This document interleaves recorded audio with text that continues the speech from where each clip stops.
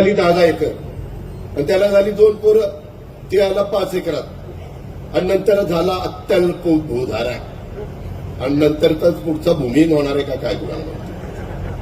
हे असलं होतंय. त्याच्याकरता प्रपंच वाढवत असताना कुटुंब मर्यादित ठेवा.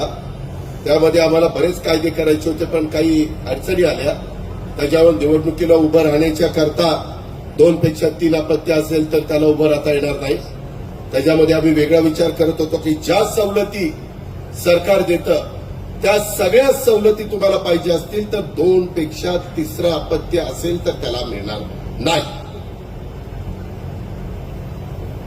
जो मर्यादित ठेवेल त्याला मिळेल.